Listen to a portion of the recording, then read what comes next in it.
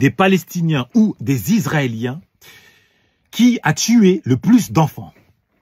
Autrement dit, qui est le plus inhumain? Qui est le plus barbare?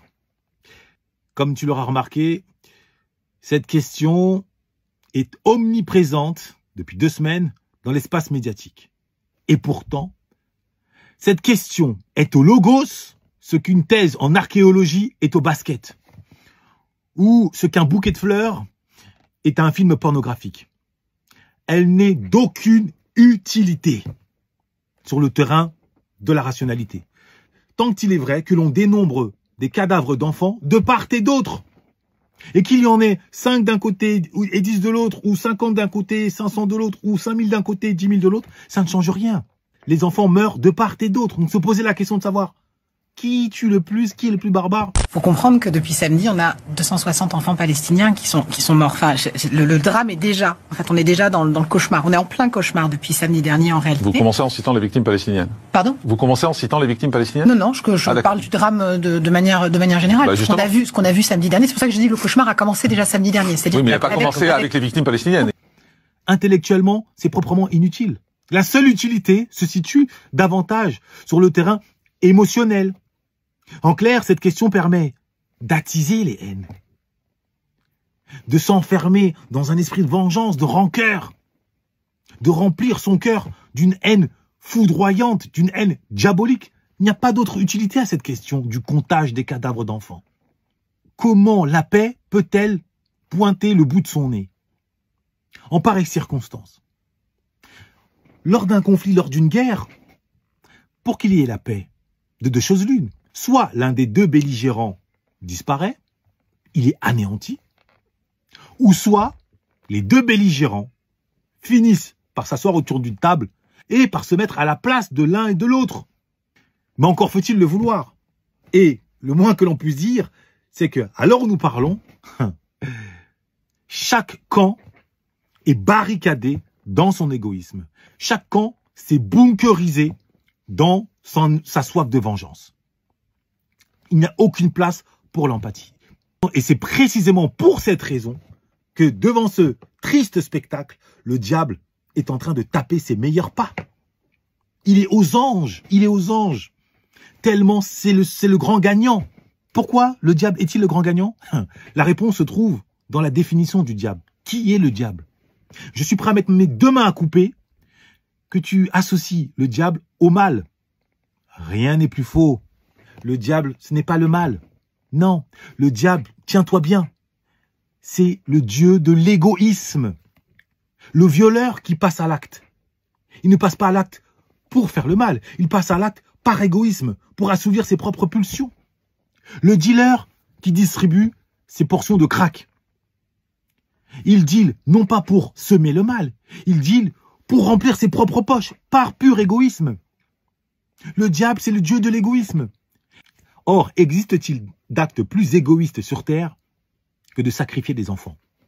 Et dans le même temps, existe-t-il d'actes plus douloureux à vivre que la perte d'un enfant? Eh bien, voilà pourquoi, de part et d'autre, nous avons 2 égoïsmes qui se barricadent dans le sentiment de rage, dans une haine féroce, et ils ne sont pas prêts de se mettre à la place de l'autre. Donc, au grand bonheur du diable. Maintenant, si on veut comprendre jusqu'au bout le pourquoi du comment de cet enfermement égotiste de part et d'autre, il est impératif de comprendre quelles sont les forces en présence. Écoute bien ce que je vais te dire. Il ne s'agit pas de Palestiniens face à des Israéliens. Non. Il ne s'agit pas d'arabo-musulmans face aux Juifs. Non, quoique. La réponse est un peu plus précise. Il s'agit d'hommes arabes face à des hommes juifs. En clair, c'est un combat, c'est une confrontation de 2 virilités. C'est ainsi, taux de testostérone oblige, être un homme, le sentiment d'être un homme, d'être fier d'être un homme, passe par la domination. Cette domination, elle peut s'exercer sur un terrain de football, elle peut s'exercer dans un octogone, elle peut s'exercer sur un ring de boxe, elle peut s'exercer sur un marché financier, tout comme elle peut s'exercer sur un champ de bataille. Ainsi va la raison masculine. C'est sa raison d'être. Être un homme, c'est dominer. Je domine, donc je suis. Qu'on le veuille ou non, c'est ainsi. Or, en l'espèce, quelle est la particularité des deux virilités qui se font face? Et c'est là que la clé de la compréhension surgit. On a d'un côté la virilité arabe, mais qui s'est construite sur le dos de la virilité noire, d'une part, c'est l'esclavage arabo-musulman, mais également sur le dos de la virilité juive. C'est le régime de dhimmi. Si tu n'es pas au courant, renseigne-toi bien.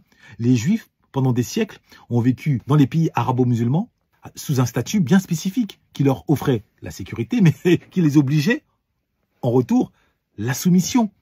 Donc n'importe quel arabe se sentait homme quand il croisait un juif. Le poids, la pesanteur intellectuelle que constitue le statut de dhimmi. C'est ça qui est fou, on ne se rend pas compte que c'est tellement important. C'est fondamental. Incroyable. Ça veut dire que pour eux, ils sont des sous-citoyens, quoi qu'il arrive. C'est fondamental. Il faut que le juif prouve qu'il est inférieur et qu'il restera un inférieur. Quelle que soit sa puissance militaire, etc., il est un inférieur. Voilà pourquoi la virilité arabe a besoin de la soumission du juif et que pour lui, c'est impensable que le rapport s'inverse. Il préfère mourir que de devenir le soumis de son ancien soumis. C'est la première fois dans l'histoire, avec la création de l'État d'Israël, qu'il y a un inversement de la situation. Il y a des musulmans qui vivent sous domination des Juifs dans un pays israélien qui est en même temps un pays, un État juif. Donc c'est quelque chose que, du point de vue islamique, c'est inacceptable. De la même façon, de l'autre côté, nous avons la virilité juive qui a été castrée pendant 2 millénaires, qui a essuyé pogrom sous pogrom, jusqu'au sommet de la tragédie que fut la Shoah. Et ce n'est qu'en 1948 que cette virilité juive réduite en cendres a pu renaître tel un phénix. Et maintenant, quand tu comprends ça, tu peux comprendre pourquoi elle n'est pas prête de se laisser à nouveau castrer. Non. Et encore moins face à l'un de ses anciens bourreaux. Voilà pourquoi on a face à face deux virilités marquées par deux blessures narcissiques, comme on les appelle. Chacune des blessures a besoin de la soumission de l'autre pour se recoudre. C'est là où se situe l'ambroglio. Voilà pourquoi, je me répète, le diable jubile. Voilà. Donc, réécoute attentivement cette vidéo. Si tu veux gagner en sagesse, si tu veux te libérer de l'ambiance actuelle, suffocante d'émotions. Et la prochaine vidéo t'apportera les derniers éléments de compréhension. Tiens-le toi pour dit. Noblesse oblige.